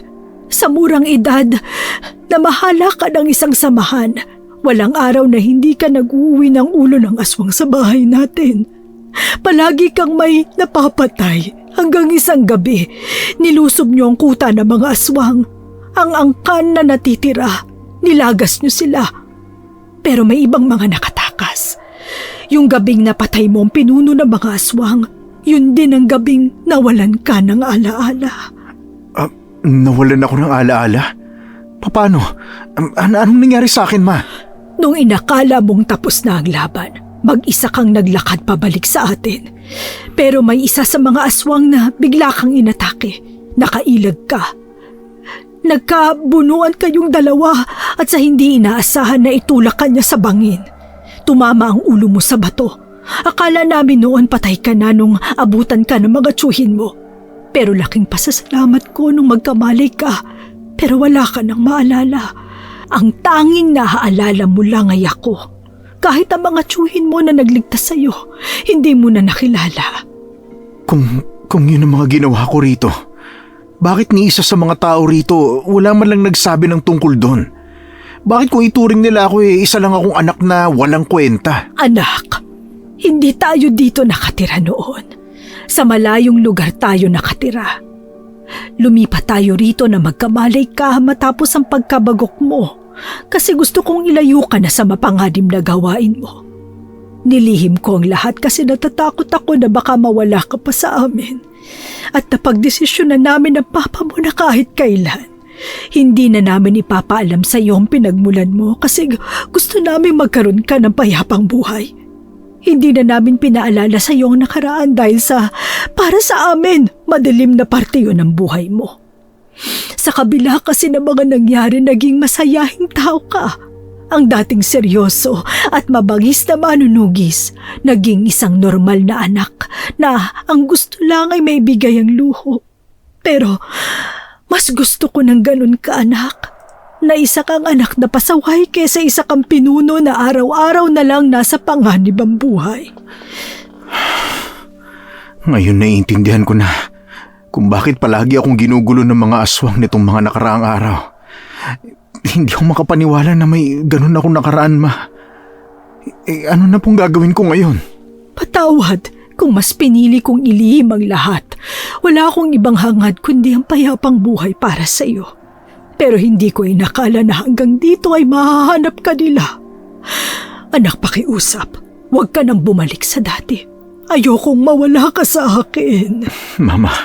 Ma, kung pwede lang, hayaan niyo muna akong isipin ang lahat. Hayaan niyo munang unti-unti kong matanggap ang mga nangyayari. Nabibigla pa ako, nalilito pa ako sa ngayon. Hindi ko alam ang gagawin ko. Anak, naiintindihan kita. Pero ano kaya kung magpunta ka na lang sa ibang bansa para hindi ka na nila... Mawalang galang na po. Pero makikisingit lang po ako.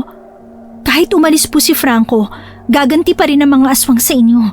Mag-ahasik pa rin sila ng lagim sa lahat ng taong merong koneksyon sa pamilya nyo.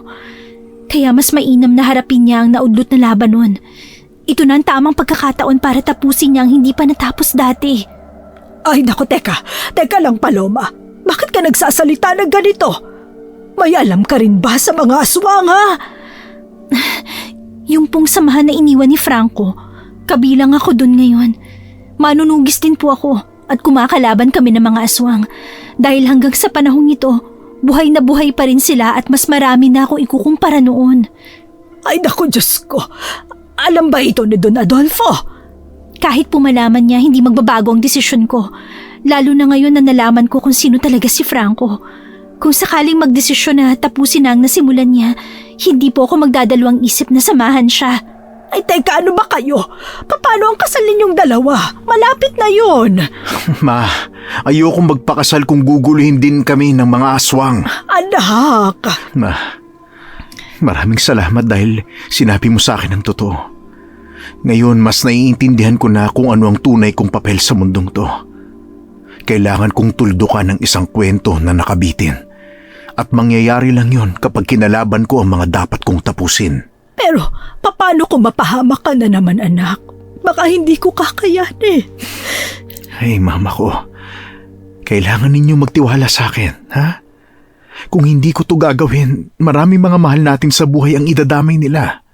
Ayokong mangyari yon. Wala nang nagawa pa ang matandang si Manuela. Ngayong nagbalik na ang alaala ni Franco, wala nang makakapigil dito na gawin ang tungkulin na matagal nang natutulog. Hinawakan ni Franco ang kamay ng kanyang ina. Ngumiti ito ng malapad. Maiyak-iyak naman si Doña Manuela dahil sa pag-aalala. Niyakap na lamang ni Franco ang kanyang ina. Matapos ang pag-uusap na yon, dinala siya ng kanyang ina sa isa pang bodega sa mansyon na kailanman ay hindi niya pa napupuntahan.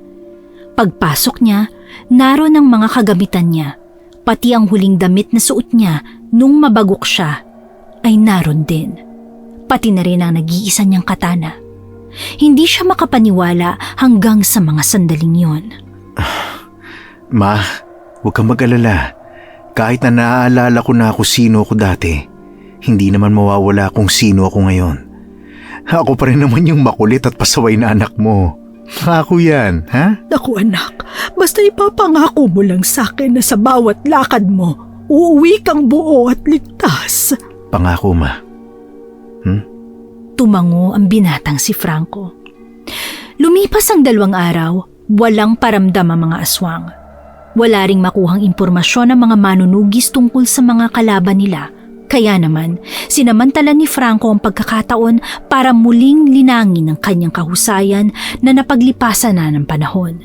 Kahit kasi nagbalik na ang mga alaala niya, kailangan niya pa ring mag-ensayo dahil matagal na siyang walang karanasan sa pakikipaglaban sa mga aswang. Sir, hindi pa tayo uuwi? Anjo, mauna ka na. Sir, sigurado ka bang kaya mo mag-isa rito? Paano kung atakihin ka ng mga aswang? Kumakalaban ako ng isang batalyong aswang noon. Kaya wala akong dahilan para mabahala, no? Sir, alam mo, nakakapanibago ka. Parang hindi na kita pwedeng biruin ngayon, sir. Ay nako, basta huwag ka nang matakot, Anjo, ha? Bira ka naman. Ako pa rin naman to, no? Kailangan ko lang magseryoso ngayon kasi may haharapin akong laban. Sige, sir. I trust in you. Kakayanin mo yan, sir. Makakasama mo naman si Ma'am Paloma, hindi ba? Napangiti na lamang ang lalaking si Franco. Maya-maya lang, umalis na rin si Anjo. Naiwang mag-isa si Franco habang hawak-hawak niya ang kanyang katana. Pinagpatuloy niya ang pag-iensayo. Pero sa kalagitnaan ng kanyang ginagawa, napatigil siya nang maramdaman ang presensya ng isang aswang. Napatingin siya sa gilid. Lumabas mula roon ang pamilyar na mukha. Humigpit ang hawak ni Anjo sa kanyang sandata. Mukhang nagbalik na ang mga alaala mo, ah. Salamat sa'yo. Ikaw ang dahilan kung bakit pwede na kitang tapusin ulit. 10 taon kang nabuhay bilang isang walang kwentang anak at hindi bilang isang manunugis. Tingin mo pantay pa rin tayong dalawa, ha, Franco? Hindi ako kagaya mo na kumukupas kapag hindi nagagamit. Malayong malayo tayo sa isa't isa, Nonong. Di subukan natin yan ngayon para magkaalaman na. Wala namang problema sa akin. Kung yan ang gusto mo, saktong-sakto. Katatapos ko lang Hindi na naituloy pa ni Franco nang bigla nang umatake ang aswang na si Nonong. Mabuti na lamang ay nasalagito ni Franco. Tumalsik lang siya at tumama sa mga puno. Pero hindi niya yun ininda.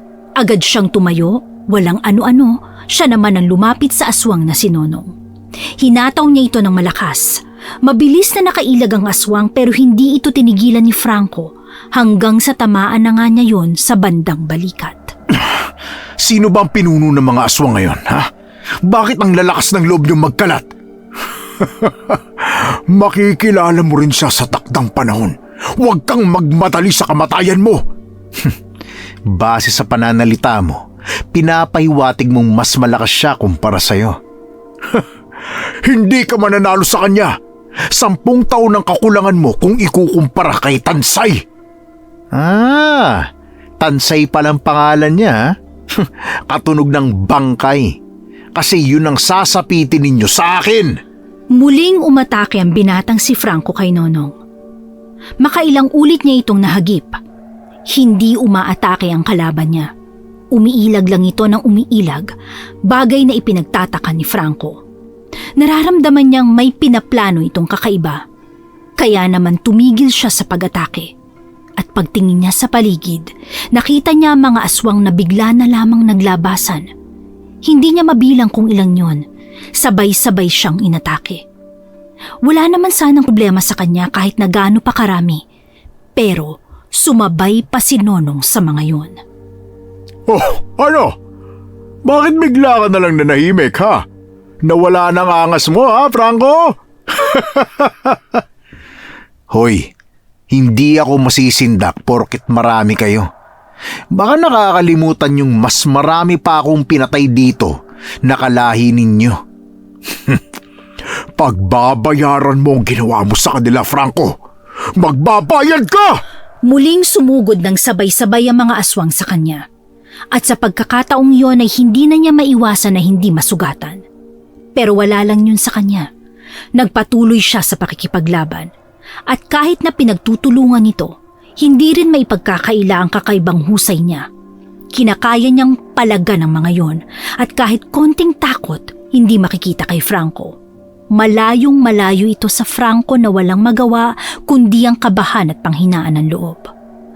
Napadistansya si Franco nang maramdaman niya na unti-unti nang nakakalamang ang mga aswang. Sa mga sandaling ito, napagtanto niya na malaki rin talaga ang epekto ng 10 taong niyang pamamahinga sa pakikipaglaban. Para siyang nagsisimula ulit. Tama ka nga. Ano? Malaki nga ang agwat nating dalawa. Pero may isang bagay kang hindi alam. Ay, nako. Yan lang bang magagawa mo, ha? Ang dumaldal ng dumaldal.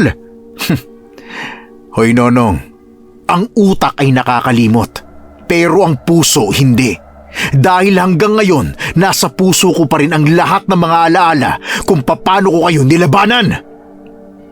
Tila muling nagkaroon ng panibagong lakas ang binatang si Franco. Napansin din ito ng ibang aswang, kaya tila nag-alangan ang mga yon na lumapit. Hoy!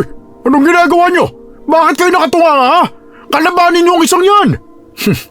Kahit ilan pa kayo, uubusin ko kayong lahat! Muling sumalang sa laban ng lalaking si Franco. Mabilis, kalkulado, matapang at organisado ang mga galaw niya. Bagay na naging bentahe niya sa mga kalaban niya. Kahit mabibilis ang mga yon, tila alam ni Franco ang mga susunod na kilos ng mga yon. Unang 3 minuto, patay ang 2 aswang. Sumunod na 3 minuto, bagsak na ang 4. At pagsapit ng 10 minuto, lahat ng mga ito ay nakadapa. May kanya-kanyang butas sa katawan kung saan umaagos ang dugo. Nanlalaki ang mata ni Nonong. Hindi ito makapaniwalang nagawang talunin ni Franco ang pinakamababangis nitong tauhan. Siguro naman pwede na tayo ang magharap. Kanina pa ako atat na ihatid ka sa impyerno eh. Ang yabang mo!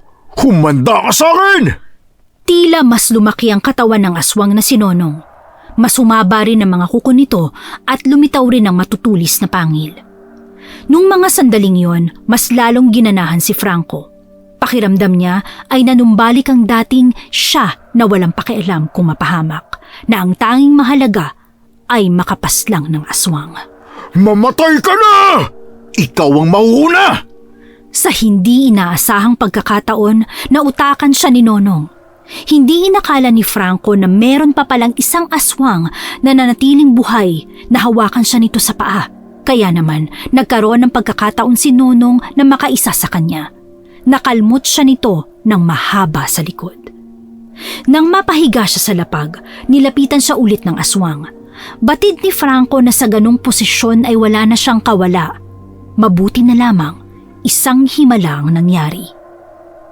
Nakita na lamang ni Franco ang palaso na nakatarak sa sentido ni Nonong. Lilingon pa sana ito sa likod pero agad na itong hinataw ni Paloma ng hawak-hawak na espada.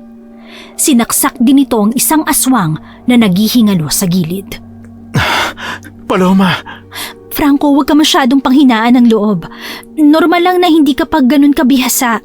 Matagal ka kasing namahingi kaya yan ang dapat nating linangin. Patay na si Nonong. Pasensya ka na kung ako nakapatay sa kanya. Pero mas mahalaga sa akin ang buhay mo kaysa sa ego mo. Bumangon ka na dyan, Franco. Gagamutin natin ang sugat mo at mag-iensayo tayo na mag-iensayo hanggang sa maibalik mo ang dati mong lakas. Pagbangon ni Franco, napatingin pa siya sa walang buhay na si Nonong. Napabuntong hininga na lang siya. Napagtanto niya na tama nga si Paloma. Marami pa siyang kailangang paunlarin sa kanyang sarili, lalo na't nagbago na rin kasi ang kanyang ugali. Mas naging maunawain na siya sa sitwasyon. Hindi kagaya dati, napatay lang siya ng patay ng aswang. Matapos ang laban na yon, dumiretso na muna siya sa lugar ng mga manunugis. Pagdating niya ron, ang karamihan sa matatandang miyembro ay nakikilala at naaalala pa siya. Sa katunayan, nagbigay galang pa nga mga yun sa kanya. Kagaya nga ng sinabi ni Paloma, hindi pa man gumagaling ang mga sugat ni Franco ay sumabak na siya sa matinding pagsasanay. Sinamantala nila ang pananahimik ng mga aswang. Halos lunurin na niya ang sarili sa pagpapaunlad ng kanyang kakayahan. Kailangan kasi niyang maibalik ang nasayang na 10 taon sa loob lang ng ilang araw. Sir, kailangan nyo ring magpahinga. Aanhin nyo yung kahusayan nyo pag nagkasakit naman kayo, hindi ka naman makakalaban sa mga aswang kung naka-wheelchair ka, di ba, sir? Ako ba niloloko mo ha, Anjo? Tama si Anjo, Franco. Kailangan mo magpahinga. Halos 2 linggo ka na rin nagsasanay Paloma, pasensya ka na pero hindi. Hindi ako pwedeng magpahinga. Hindi ako titigil hanggat hindi ko na ibabalik ang dating ako. Hindi mo kailangang ibalik ang dating ikaw, Franco. Ang kailangan mo, paglinangin ng bagong ikaw. Kasi yung dating bersyon mo, bata, padalos-dalos, emosyonal, at walang ibang iniisip kundi pumatay ng aswang. Pero yung bagong ikaw, may kakayahan ng umintindi, sumuri ng sitwasyon, at higit sa lahat, meron ka nang dapat protektahan. Hindi ka na basta papatay lang. Kailangan mo ring magligtas. Maraming salamat, Paloma. Ay, sana matapos na ang lahat ng to para matuloy na ang kasal natin. Huwag ka mag-alala. Kapag natalo na natin ang mga aswang, patitikimin kita ng kakaibang laban. Ay, yun ang maganda, sir. Oh, ha? Biglang nag-init ang katawan ni Franco noong mga sandaling yun. Pero nagpigil na lamang siya sa pamamagitan ng pagsuntok ng maraming beses sa punching bag na nasa harapan niya. Matapos yon, nagtungo na muna siya sa isang maliit na kampo na ginawa nila. Nakatirik ito sa kagubatan kung saan madalas sa dumadaan ang mga aswang. Maggagabi na nang makarating sila. Napanganga na lang siya sa kanilang dinatnan. Patay na ang mga kasamahan nila. Lasog-lasog ang mga katawan. Walang tinirang buhay kahit isa. Pagtingin nila sa itaas ng puno, mayroong isang nilalang na nakatayo roon.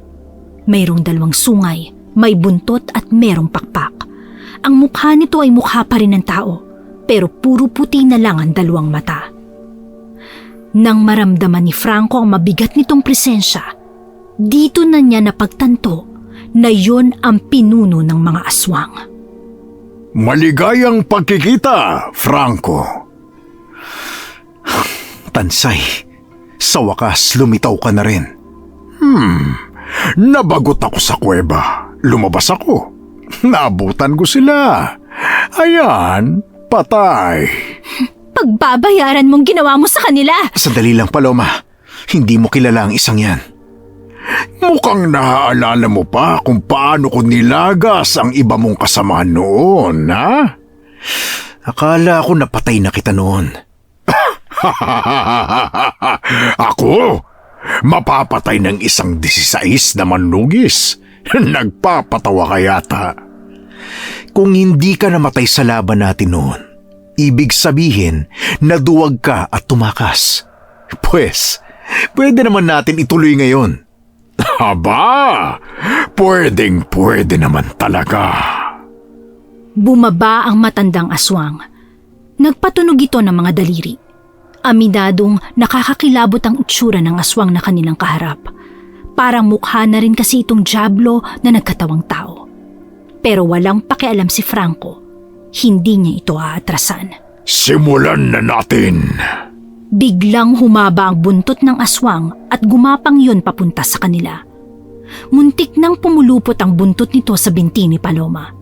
Mabuti na lang sabay silang nakailag. Pero hindi nila alam na pampagulo lang pala ang buntot na iyon. Nang mawala ang kanilang atensyon sa aswang na si Tansay, nagulat na lamang si Franco nang nasa harapan na ito ng babaeng si Paloma. Malapad ang ngiti nito, habang ang babae naman ay nawala na rin ng pagkakataong umilag pa. Huli ka ngayon! Mangarap ka! Nang mahawakan nito sa leeg si Paloma, may nilabas na maliit na patalimang dalaga. Tinusok niya ang bandang leeg ng matandang aswang. Dahil dito, agad siya nitong nabitawan. Nakahinga naman ng maluwag si Franco nang makaligtas si Paloma. Hindi ko inakala na magagawa mo pa rin makaligtas kahit mabilis akong nakalapit sa'yo. Talagang pinahanga mo ko, iha. Huwag mo akong masyadong maliitin. Hindi porket babae ako, hindi ko na kaya makipagsabayan sa'yo. Hindi mo alam kung anong kayang gawin niyang fiancé ko. Kaya mag-iingat ka, Tansay. Maraming salamat sa pagpapaalala, Franco. Kung gano'n naman pala, magseseryoso na rin ako sa laban na ito. Ipakita mo sa amin kung talagang karapat dapat kang matawag na pinuno. Ihanda niyong sarili niyong dalawa. Dahil ngayong gabi, ako ang magkakasal sa inyo sa impyerno! Paloma, alerto ka na. Kanina pa ako nakahanda, Franco. Ayan na siya. Buburahin ko na kayo sa mundong to! Paloma! Uunahin na kitang babae ka. Katapusan mo na! Franco! Umilag ka! Inakala ni Franco na si Paloma ang uunahin ng matandang aswang. Ang hindi niya alam, siya pala talaga ang pupuntahan nito. Nililan lamang sila ni Tansay. Kaya naman nadali ng aswang na yon ang binata. Paghawak ni Franco sa tagiliran niya, nakita niyang umaagos na ang dugo roon. Maswerte na lang siya at nakailag siya ng kaunti, kasi kung hindi, baka mas malaking sugat ang nagawa sa kanya. Napakadali mong malinlang, Franco. Hindi nakakapagtaka na nagawa kang lokohin ng nanay mo ng 10 taon. Huwag mong binabanggit ang nanay ko rito. Wala kang karapatan na banggitin siya. Isa ka lang aswang sa paningin ko na dapat nang mamatay. Mamatay? Kakayanin mo bang gawin yun sa akin? Samantalang ang kasama mo, babae? Baka nakakalimutan mo, Franco. Lahat ng mga kasamahan mo noon, wala na. Ang iba, patay na. Ang iba, tumiwalag. At ang iba, hindi na kayang makipaglaban. Kaya wala ka nang aasahan na tulong ngayon. Mamamatay kang may sama ng loob dahil ni isa sa kanila ay hindi na darating. Pwes, lumapit ka na. Paano? Bingi ka ba? Ang sabi ko, lumapit ka. Kung talagang ikaw ang mas malakas sa ating dalawa, lumapit ka sa akin at subukan mo akong patayin. Hoy bata, huwag mo kong subukan. Walang ano-ano, lumapit ang matandang aswang kay Franco. Isang malakas na suntok ang ginawa nito. Kaya naman tumilapon ang binata patungo sa gilid. Agad namang napalingon si Tansay kay Paloma. Nabahala si Franco nang mapagtanto na uunahin na nitong paslangin ang dalaga. Hindi mo ako masisindak sa mga ganyang galaw mo! Paloma, tumakbo ka na! Walang makakatakbo. Lahat kayo mamamatay! Lumundag ng mataas ang aswang. Pagbagsak nito ay tinangka nitong patamaan ng mahahaba nitong kuko si Paloma. Pero sadyang bihasa na rin ng dalaga sa mga paraan ng pag-ilag. Nanlaki ang mata ni Tansay nang hindi niya yun natamaan.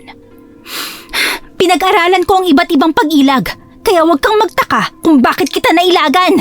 Masyado kang makulit ha! Tingnan natin! Lalapit na ulit sana si Tansay kay Paloma, pero pinukol ni Franco ang dinukot niyang kutsilyo sa tagiliran. Tumama ang kutsilyo sa tagiliran ng aswang, at dahil dito, nagkaroon naman ng pagkakataon si Paloma na umatake. Malakas na hagupit ang ginawa nito, pero sa kasamaang palad, hindi yun tinamaan. Sinipa ni Tansay si Paloma, tumalsik ang dalaga at tumama pa ang likod sa katawan ng puno. Hindi agad ito nakatayo. Nakaramdam din ng pagkahilo sa pagtama ng ulo nito. Kahit magtulong-tulong pa kayo, wala na kayong pag-asang manalo pa sa akin. Masyado pa kayong bata! Kaya kung ako sa inyo, tanggapin nyo na lang ang kamatayan ninyo! Paloma! Noong mga sandaling yon, naiinis si Franco sa sarili niya. Hindi niya maintindihan kung bakit hindi niya maibalik ang dati niyang lakas sa tapang. Parang sa mga sandaling ito, natatakot siyang may mamatay sa laban na yun. Bagay na hindi niya naman iniisip yun noon. Teka lang, ha? Mamimili ako kung sino sa inyong dalawa ang dapat kong unahin. Ikaw ba? O siya? O baka gusto niyong sabay para sabay din kayong makarating sa langit na sinasabi ninyo? Muling tumindig ang binatang si Franco. Pinilit niyang burahin ang nakaraan sa utak niya. Mas pinagtuunan niya kung ano siya sa mga sandaling ito. Dahil alam niya, ang nakaraan ay hindi na niya kailanman magagalaw. Ang tanging panahon na pwede niyang mabago ay ang hinaharap. Mahinang nilalang. Anong sabi mo? Mahinang nilalang. Yun ang sabi ko. Mahinang nilalang? Sino? Ikaw ba? O ako? Ha? Mas malakas pa si Nonong kaysa sa'yo. Alam mo kung bakit? Kasi si Nonong matalino, may diskarte. Ikaw wala. Kung talagang malakas ka, dapat kanina pa to tapos. Pero tingnan mo, hanggang ngayon buhay na buhay kami. Huwag mo kong ikukumpara sa walang kwentang aswang na yun. Tanggapin mo na lang ang katotohanan, tanda. Na kahit lumipas ang mga panahon, wala pa rin nagbago sa'yo. Hindi ka lumakas. Sadyang humina lang ako ng kaunti. Aminin ko yun. Pero hindi ibig sabihin nun na ikaw ang mananalo. Kasi kahit naman kailan, wala kang naipanalong laban. Manahimik ka! Wala kang alam kung paano ko pinagbuti ang sarili ko para lumakas ako ng ganito. Kaya tumigil ka. Ayaw kong marinig ang mga sinasabi mo. Papatay na kita. Humanda ka! Hindi ka pa rin nagbabago. Naapektuhan ka pa rin ng mga salita. Tumigil ka! Nang mapansin ni Franco at Paloma na tila nawawala na sa wisyo ang kalaban nila, sasamantalahin na nilang sira pa ang mentalidad nito. Padalos-dalos na lumusob ang matandang si Tansay nang malapit na ito kay Franco. Dito na sinagawa ng dalawa ang kanilang mga naisip. Paloma! Dito sa likod mo! Nalito ang aswang. Sa halip na si Franco ang uunahin nito, napalingon ito sa likuran dahil nandun din si Paloma. Pero ang hindi nito alam, si Franco talaga ang aatake. Nang humarap si Tansay, naramdaman na lamang nito na nakabaon na ang katana ni Franco. Hindi pa nakontento si Paloma. Lumapit din ito at saka itinarak din ang hawak-hawak na espada. Para yan sa nanay ko na pinaslang nyo! Para yan sa mga inosenteng buhay na kinuha ninyo! Hindi ito maaari! Paano nangyari ito? Paano? Sabay na hinugot ng dalawa ang kanilang mga sandata.